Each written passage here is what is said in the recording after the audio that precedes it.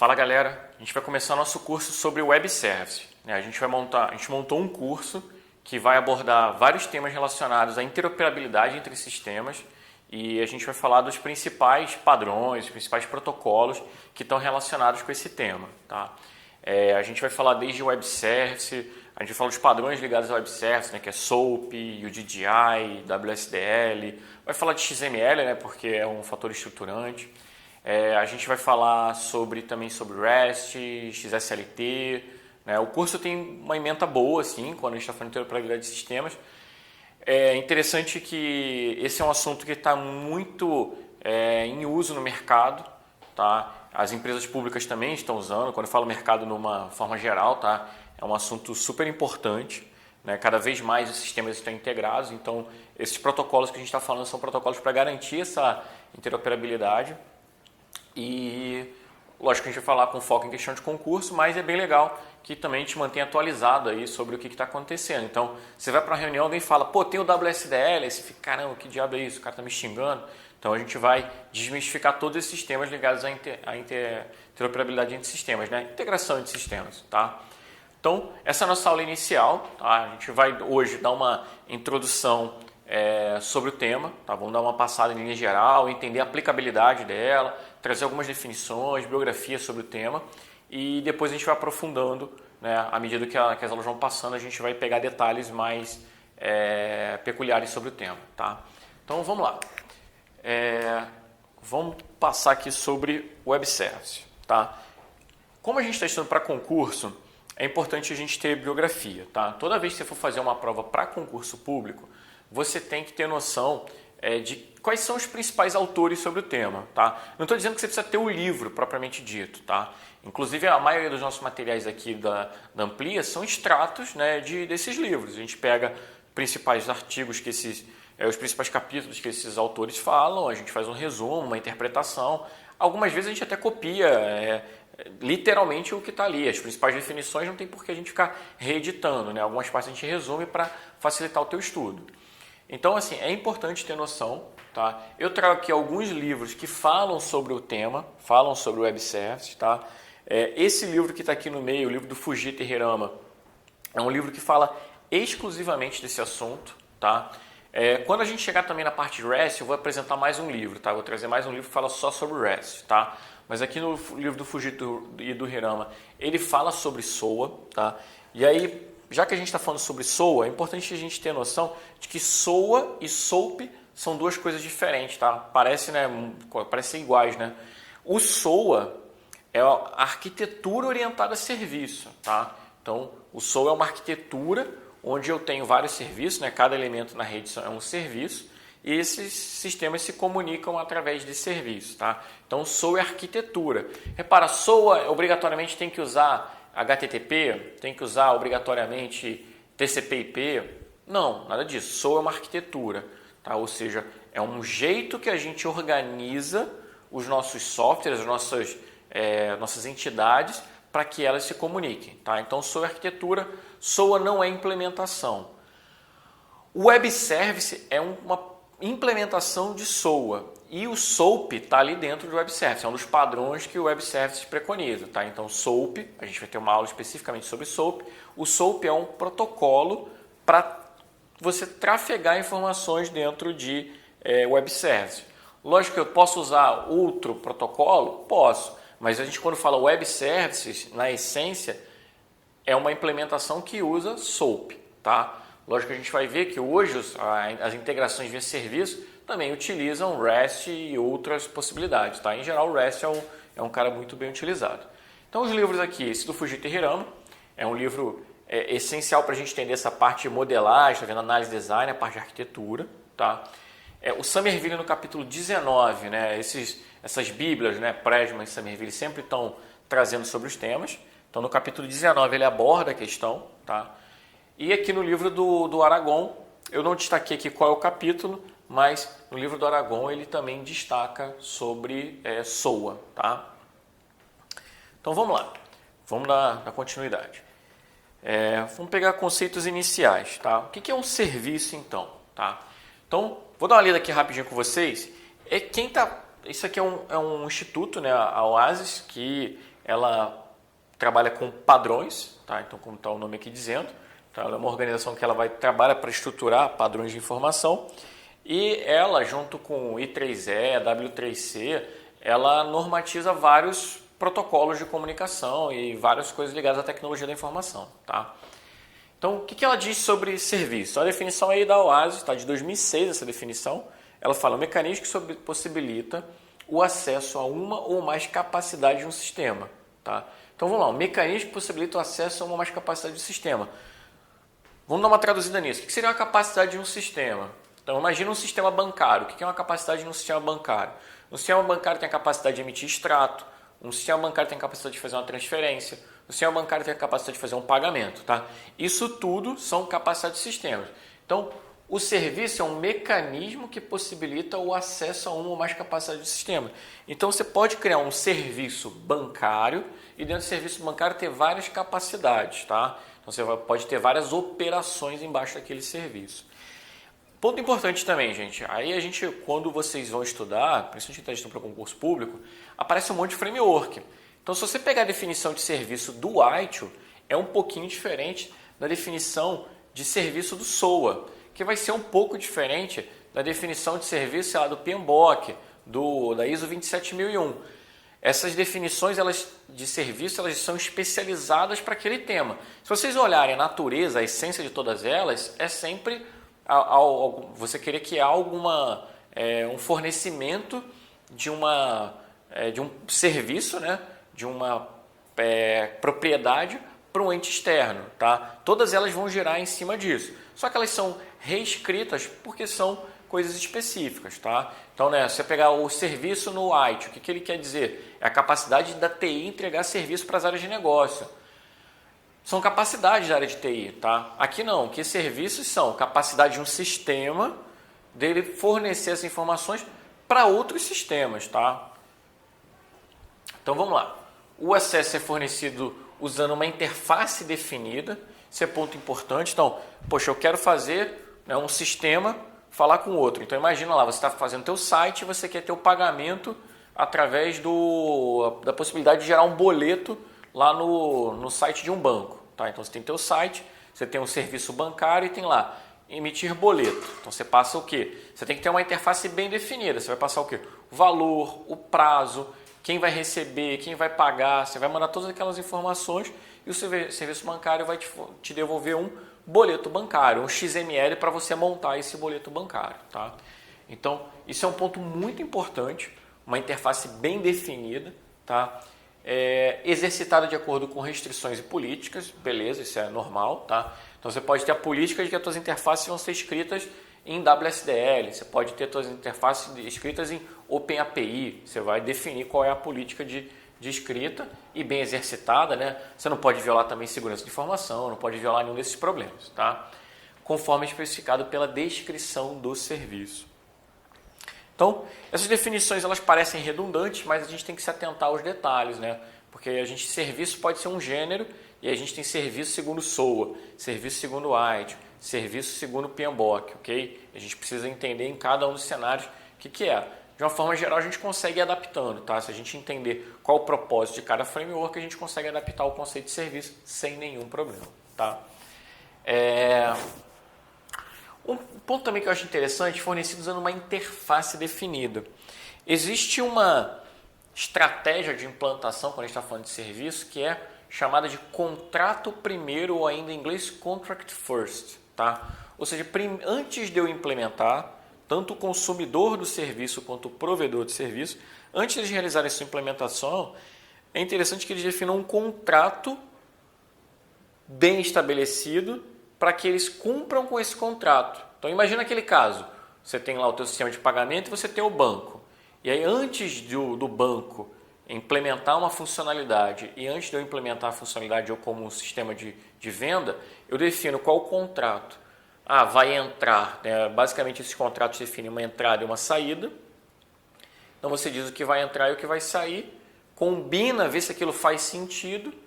E aí quando você tem o contrato montado, depois você parte para a implementação em ambos os lados. O interessante é que você consegue paralelizar o trabalho do provedor com o do consumidor. Tá? Isso é uma estratégia muito interessante. Tá? Um exemplo prático, tá? Então, para a gente entender um pouquinho mais na prática o que é isso. Então, imagina lá o site dos Correios, tá? Então, você pode entrar lá no site do Correio sem nenhum problema, tá? E você tem lá uma opção de você fazer uma busca por um CEP, né? Pode ser pelo endereço, mas no caso aqui o nosso exemplo está utilizando um CEP. Então, você jogou um CEP, né? Você está na interface web lá do Correio, ele te retorna lá os detalhes desse CEP. Logradouro, bairro, localidade, né? O próprio CEP, volta tudo isso. Repara o seguinte, o que é aqui? Aqui é a entrada dos dados e aqui é a saída dos dados. A interface é bem definida? Sim, é bem definida. Eu tenho aqui a informação inicial é um CEP ou um endereço, tanto faz. No caso, a gente usou um CEP e a saída vai ser um endereço, tá? Então, vem lá o logradouro, vem o bairro, o distrito, vem a localidade, né, cidade, município e unidade federativa e o próprio CEP, tá? Então, repara, eu tenho um contrato que foi bem definido que é, olha, Correio, provavelmente nesse caso, né, com certeza, não há dúvida, foi o Correio que definiu esse contrato, falou, olha, quem quiser consumir esse meu serviço vai ter que passar o CEP ou o endereço e eu vou retornar o endereço, tá? Para quem quiser. Então, você tem lá, se você procurar o WSDL lá do Correio, você consegue achar. Agora, isso aqui, para você fazer uma pesquisa pontual, legal. Agora, imagina o teu sistema para você calcular um frete, para você calcular, descobrir onde é que o teu usuário está, o teu cliente está. Pô, ia dar um trabalho danado você ter que fazer isso manualmente, né? Se você está pensando num sistema para automatizar uma venda, dar autonomia numa venda, fazer toda ela pelo site, é interessante que você se integre com o site do Correio. E a integração não é por aqui, a integração não é um humano fazendo e nem colocar alguma coisa tentando capturar essas informações nesse formato. Então, para isso você define, né, um contrato, aí eu vou dar uma adiantada, esse contrato ele é documentado num padrão chamado WSDL, tá? O Correio tem o WSDL dele, você pode procurar, o Correio e várias outras empresas têm seu WSDL, e aí você tem a definição, tá? Então, um utilitário muito interessante para quem quer estudar esse assunto é o SoapUI, né? O SoapUI. O SoapUI permite você testar serviços SOAP, tá? E serviços REST também, tá? Que são os dois grandes players assim, de integração no mercado, tá? É gratuito, você pode baixar, tem até a versão paga, mas a versão gratuita dá para fazer muita coisa, é muito legal a versão, tá?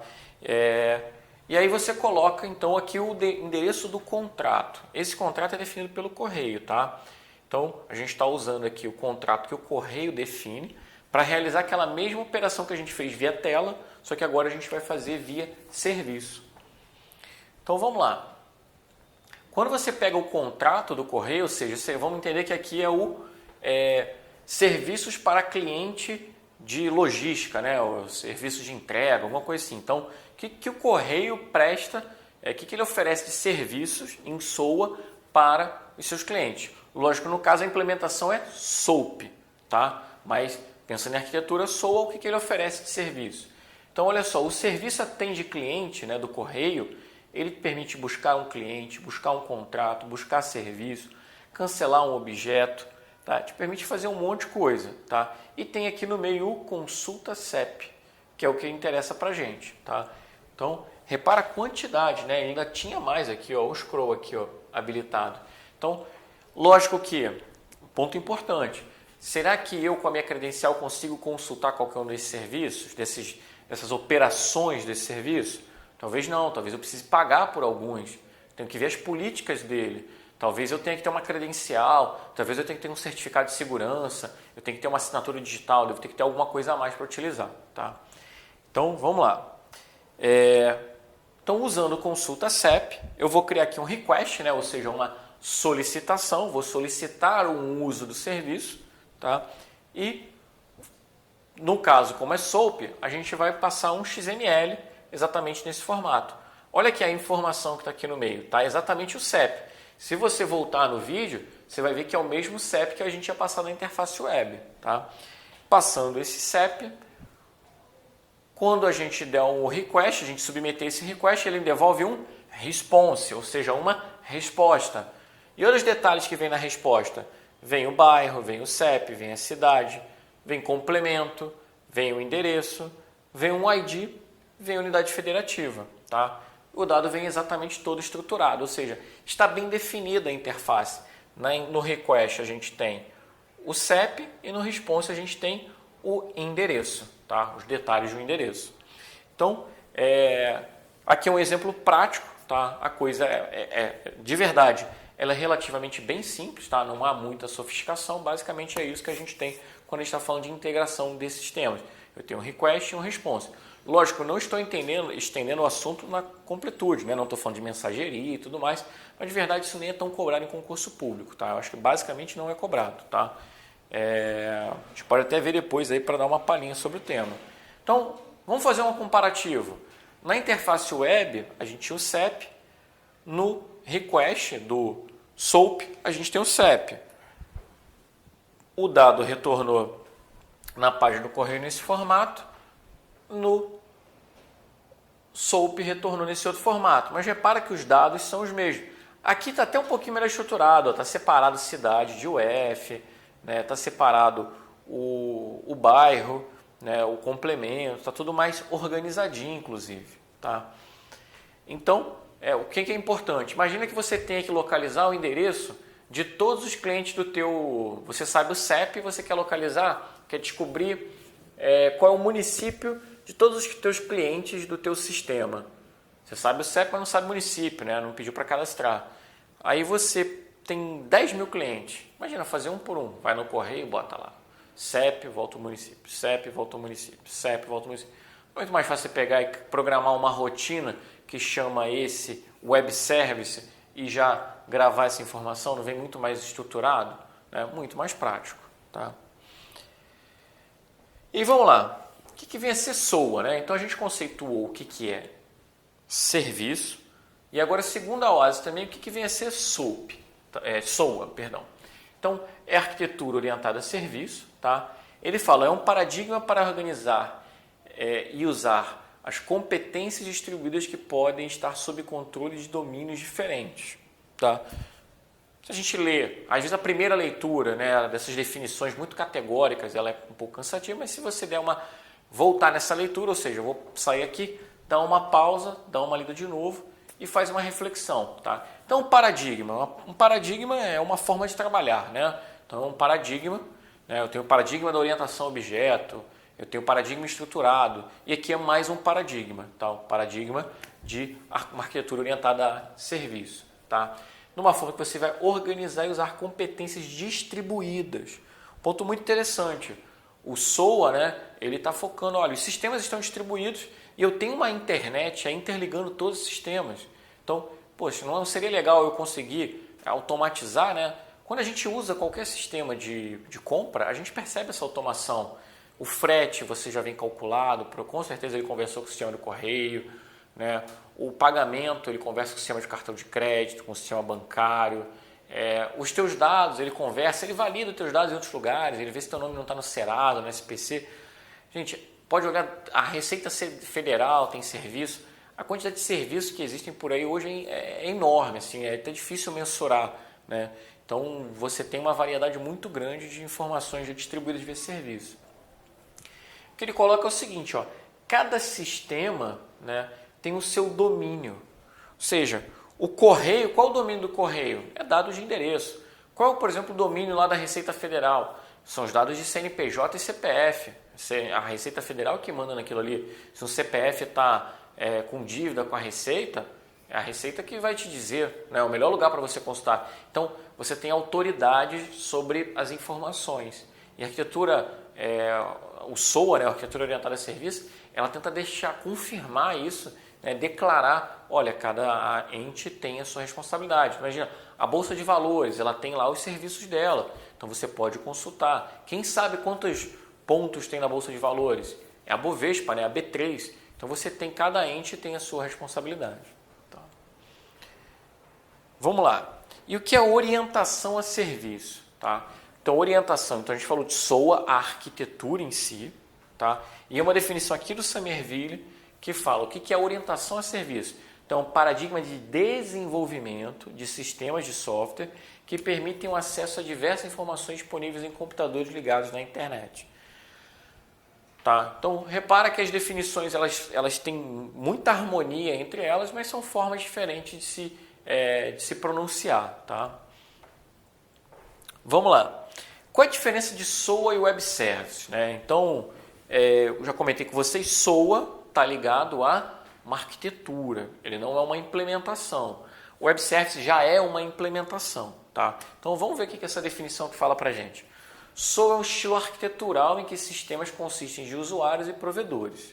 Tá? Ou seja, esses usuários são os consumidores, você tem de fato os provedores, que são aqueles caras que respondem por um domínio, né? Por uma fronteira específica. E o Web Service é uma tecnologia que pode ser usada para implementar SOA, ou seja, o Web Service é uma implementação de SOA, tá? Através de seus vários protocolos que a gente vai falar ao longo desse curso.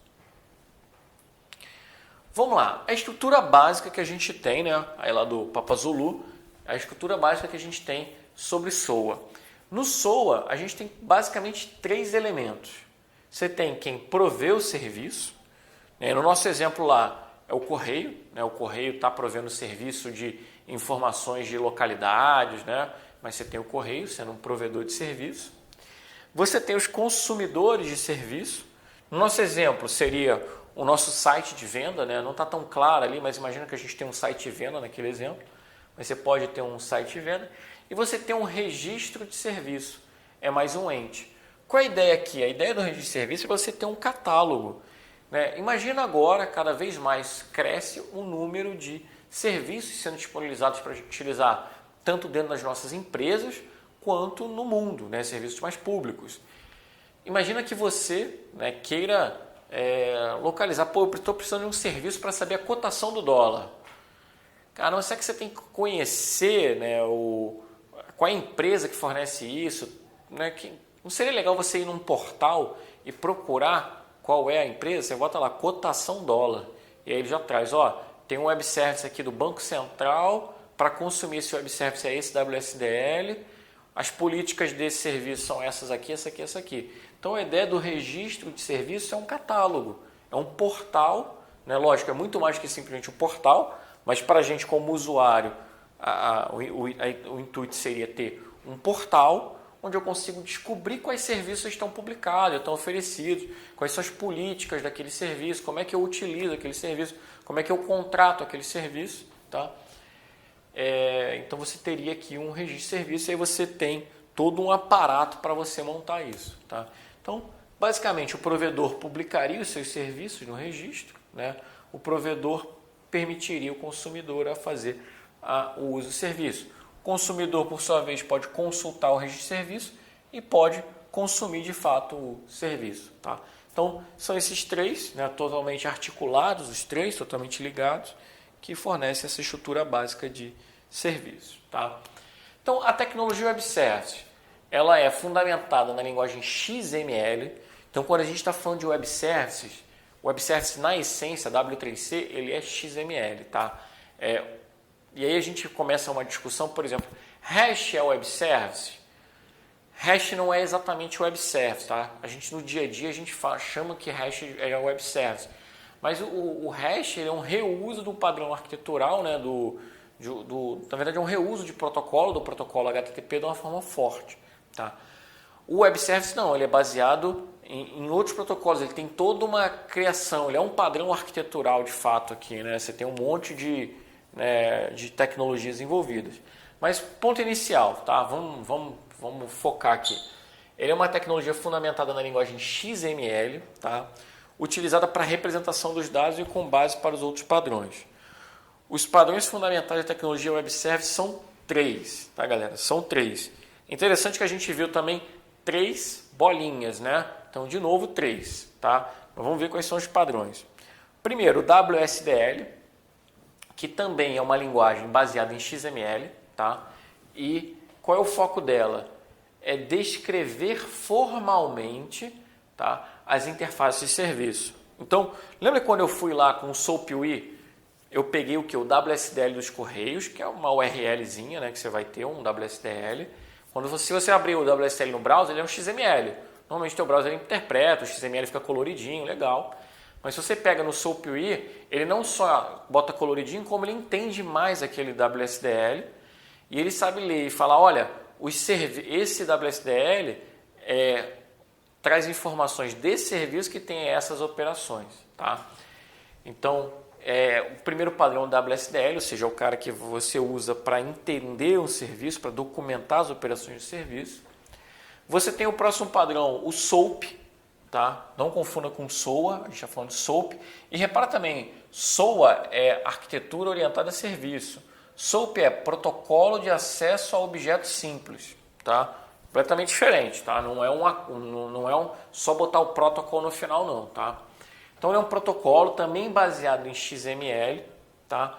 Onde você normalmente utiliza o HTTP, mas você pode usar outros protocolos para fazer a transferência de informação. Ou seja, quando eu acionei lá o serviço do correio para saber o detalhe daquele CEP, eu usei um SOAP. Eu mandei um SOAP request e depois tive um SOAP response, tá? Então, o SOAP ele é um protocolo baseado em XML para você transmitir informações entre sistemas, tá? Você pode usar HTTP, mas você pode usar SMTP, FTP, o que você quiser, tá? Ele não te restringe ao protocolo que você vai utilizar, tá? Vamos lá, e por fim a gente tem o DDI, né? O DDI já é uma maneira aqui, ó, universal para você descrever, descobrir e integrar, tá? Qual é o foco do DDI? O DDI ele faz bem o papel daquele registro de serviço, tá? Então o registro de serviço é quando a gente coloca o DDI. Então ele guarda, né, ele permite você fazer a descoberta, entender a descrição e saber como usa. Então ele é uma forma de você publicar e descobrir o serviço. Lógico que quando você descobre o serviço, você descobre na verdade o WSDL. Então o DDI ele vai te trazer a permissão de você achar as empresas que ofertam serviços, quais são os serviços que elas oferecem, quais são as políticas e etc. Aí você fala, poxa, é esse serviço que eu quero usar. Aí já é o WSDL que você vai ler. Tá? Para isso tudo está amplamente integrado. Tá? Então imagina assim, você vai estar precisando de um serviço. Onde é que você vai primeiro? No DDI. Aí você achou o serviço. O que você vai ler? Você vai ler o WSDL desse serviço. No momento que você quiser testar para invocar esse serviço, você vai usar o SOAP. Tá? Então eles são todos ligados e isso são os 3 protocolos básicos, 3 padrões básicos do Web Service. Tá? Essa aqui é a nossa primeira aula, a gente vai seguir agora com uma série de questões sobre essa parte básica e depois a gente vai começar a aprofundar. Tá? Espero que você esteja gostando, a gente volta aí.